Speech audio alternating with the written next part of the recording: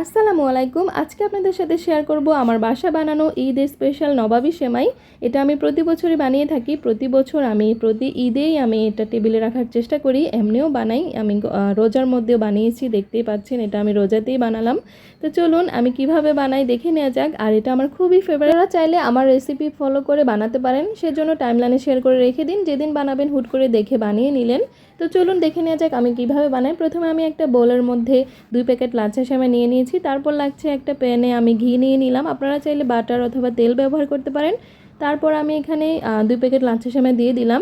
এখন আমি এখানে 2.5 টেবিল স্পুন চিনি ব্যবহার করেছি। আপনারা চিনির পরিমাণ বেশি খেলে বেশি দিবেন, কম খেলে কম দেবেন। আমি কম খাই, এর জন্য আমি কম করে দিয়েছি। তারপর আমি এখানে 1 কাপ পরিমাণ নারকেল কুচি ব্যবহার করেছি। আপনারা চাইলে দিতে পারেন, আর পছন্দ না হলে স্কিপ করতে পারেন। তারপর এখানে আমি 2 টেবিল স্পুন গুঁড়া দুধ দিয়ে সুন্দর মতো সব কিছু মিক্স করে ব্রাউন কালার করে আমি দেখুন ঝুরঝুরে করে ভেজে নিয়েছি। এখন আমি সার্ভিং ডিশ নিয়ে নিয়েছি। এটার মধ্যে আমি অর্ধেকের বেশি পরিমাণ সেমাই সেট করে নিব, আর অর্ধেক আমি একপাশে রেখে দিব। তারপর চলে যাব আমি দুধের তৈরি যে মাঝখানে লেয়ারটা দিব সেটা তৈরি করতে। তো এখন আমি এখানে 1 কেজি পরিমাণ দুধ নিয়ে নিয়েছি একটা পাতিলের মধ্যে। এখন আমি কিছু গোটা গরম মশলা দিয়ে দিলাম, যেমন দারচিনি, এলাচ আর তেজপাতা। দুধটাকে আমি কিছুটা ঘন করে ঠান্ডা করে নিব। তারপর আমি গোটা গরম মশলাগুলো উঠিয়ে নিলাম। এখন আমি এতে 2 টেবিল স্পুন কর্নফ্লাওয়ার ব্যবহার করেছি। দুধ চুলায় দেওয়ার আগেই আমাকে এই সব কিছু উপকরণ দিতে হবে। তারপরে আমি এখানে হাফ কাপ থেকে বেশি কনডেন্স মিল্ক ব্যবহার করেছি। আপনারা চাইলে 1 কাপও দিতে পারেন, চিনির পরিমাণ নিজস্ব ব্যাপার।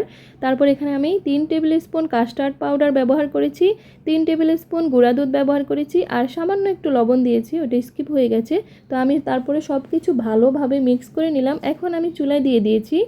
চুলায় দেওয়ার পর আমি অনবরত নাড়তে থাকবো যেন নিচে লেগে না যায়। যেভাবে ঘন হয়ে আসলে আমি যেই সেমাইটা সেট করে রেখেছিলাম গরম অবস্থায় সেখানে দিয়ে দিব। তারপর গরম অবস্থায় দেওয়ার পর একটু অপেক্ষা করব, প্রায় 5-7 মিনিট আমি ফ্যান চালিয়ে অপেক্ষা করে সুন্দরভাবে বসে। তারপরে আমি যে সেমাইটা বাকিটুকু রেখেছি সবগুলো উপরে দিয়ে সেট করে নিয়েছি।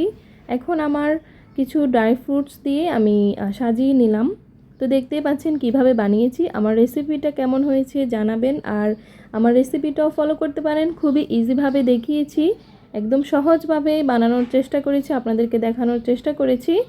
তো এখন আমি 3 থেকে 3.5 ঘন্টা ফ্রিজে রেখে দিয়েছি। রেখে দেওয়ার পর আমি এই যে এখন বের করলাম। এখন আপনাদেরকে আমি কেটে দেখাবো ভিতর থেকে কেমন হয়েছে, আর খেতে কেমন হয়েছে সেটা আপনি নিজে বানালেই বুঝবেন। নিজে যখন বানাবেন তখনই বুঝবেন এটার মজা কতটা মজাদার এই ডেজার্ট। এই ধরনের ডেজার্টগুলো ঠান্ডা অবস্থায় খেতেই বেশি মজাদার হয়। বানিয়ে সাথে সাথে খাওয়ার মজা একরকম, আর ফ্রিজ থেকে নামানোর পর ঠান্ডা ঠান্ডা ওই মজাটা অন্যরকম। তো যার যেভাবে পছন্দ খেতে পারেন। আর ভেতরের লেয়ারটা সবচাইতে সুন্দরভাবে বানানোর চেষ্টা করবেন, ভেতরের লেয়ারের পরিমাণটা ঠিক রাখবেন।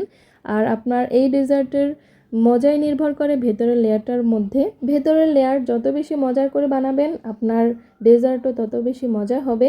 ঈদের দিন এটা টেবিলে থাকলে আপনার বাসার মানুষ তো খুশি হবে, সাথে গেস্টরাও খুশি হবে, আপনার কাছেও ভালো লাগবে। তো আগের দিন রাত্রে আমি বানিয়ে রাখবো যাতে ঠান্ডা ঠান্ডা পরিবেশন করতে পারি। তো আজকে এই পর্যন্তই। সবাই ভালো থাকুন, সুস্থ থাকুন। এতক্ষণ আমার সাথে থাকার জন্য অসংখ্য ধন্যবাদ। ডে উইথ নুসরাত পেজের সাথেই থাকুন। আল্লাহ হাফিজ সবাইকে।